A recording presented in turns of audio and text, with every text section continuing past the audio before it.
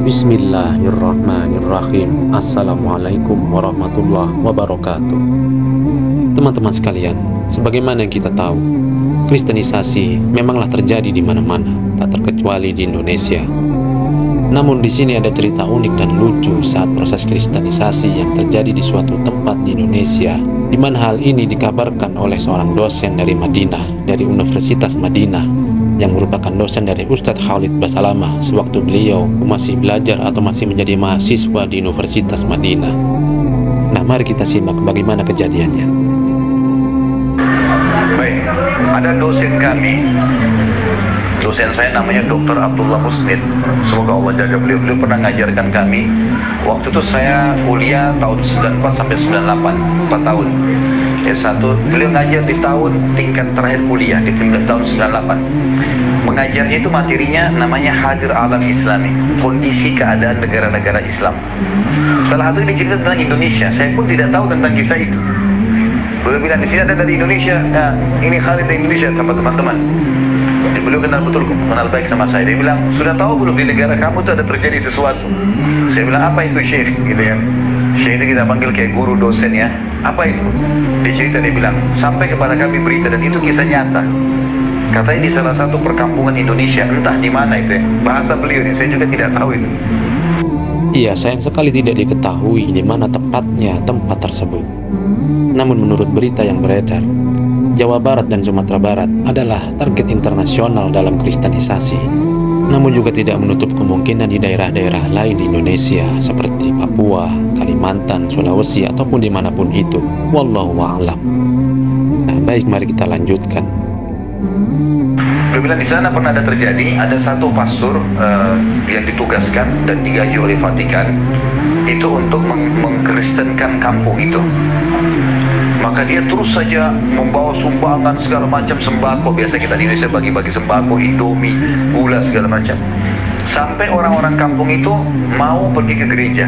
Dan dia caranya, dia aja, kalau mau dapat gratis silakan, tapi ambilnya di gereja ya. Dan dibagi pas hari Minggu. Jadi mau tidak mau mereka dengar nyanyi-nyanyi dulu, baru kemudian bagi. Lama-lama diajak nyanyi, tidak usah pindah Kristen, tapi nyanyi-nyanyi saja. Orang ini rupanya foto nih dikirim ke Vatikan. Nih, satu kampung ini bisa menyanyi-nyanyi Kristen, juga bisa murtad gitu. Ini sudah murtad nih.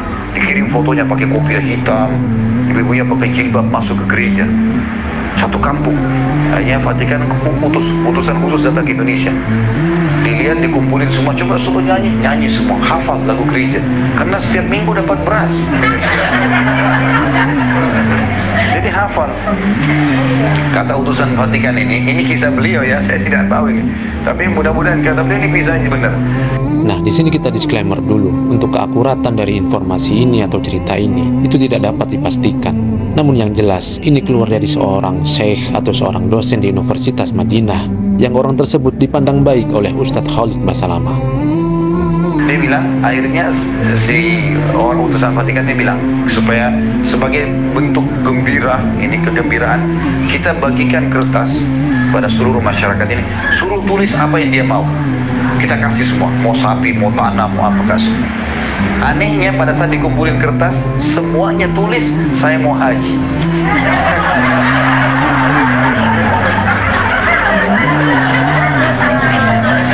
Akhirnya dipecat tuh yang bertugas gara-gara ini. Jadi subhanallah, kita fitrah, orang-orang Indonesia itu sebenarnya suka dengan agamanya. Cuma kadang-kadang dia tinggalkan gara-gara makanan, gara-gara ini, subhanallah, Islam itu tidak ditinggalkan kecuali orang-orang betul-betul dalam keadaan yang salah dan darurat, gitu kan. Allahu a'lam. Oleh karena itu Bapak Ibu sekalian, gembiralah dengan agama Islam ini, dan Allah mengatakan wala tamutunna illa wa antum muslimun. Jangan meninggal kecuali dalam keadaan Islam. Dan kata Nabi SAW, tidak ada satu orang pun yang berjiwa muslim kekal di api neraka, gak ada. Kalaupun dia buat dosa, dia masuk neraka, dibersihkan dosanya, baru masuk surga. Sampai Allah bilang tadi, jangan meninggal kecuali dalam keadaan Islam. Dan Bapak Ibu jangan ragu tawarkan Islam. Iya, benar sekali. Hal ini sebagaimana sabda Rasulullah SAW dalam hadis Bukhari, yaitu agar mengajak manusia ke dalam Islam dan memberitahu mereka apa-apa yang diwajibkan atas mereka yang berupa hak Allah di dalamnya. Tawarkan saja. Cara tawarkan, bagaimana pendapat kamu tentang Islam? Sudah pernah dengar belum? Lalu ajak dialog di agama kita. Tak usah jadi Ahmad Didan, Zuhur Zakir Naik harus hafal kitab mereka. Sulit.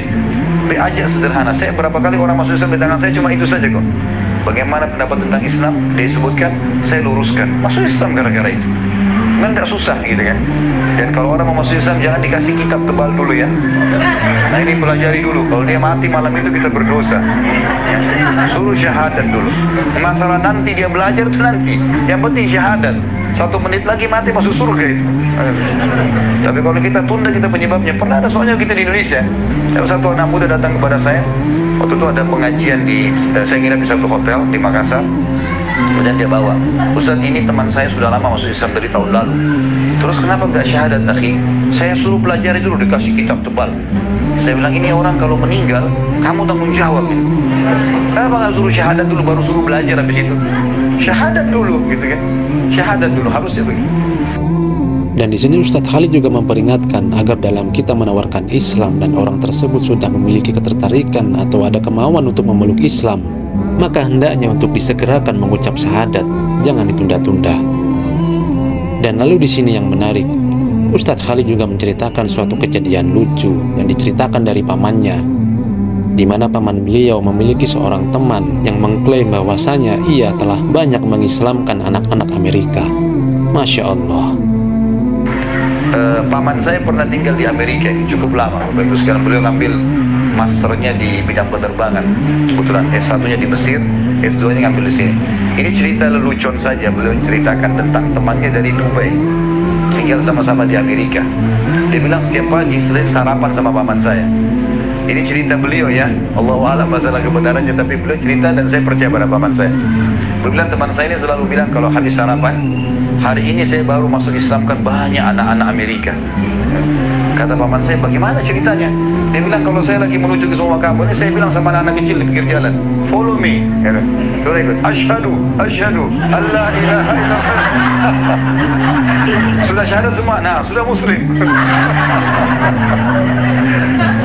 Jadi dia bilang saya tiap hari masukkan Islam banyak orang nih.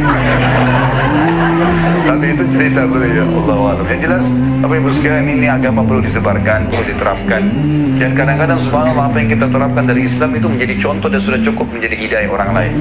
Jadi jangan ragu dengan itu dan terapkanlah Islam sebagai panduan hidup. Jangan setengah-setengah, nikmati semua halalnya, kerjakan semua perintahnya, tinggalkan larangannya, baru kita bisa merasakan kenikmatan Islam. Allahu a'lam. Semoga kita bisa menjadi hidayah bagi orang lain, juga bisa terjaga dari kristenisasi.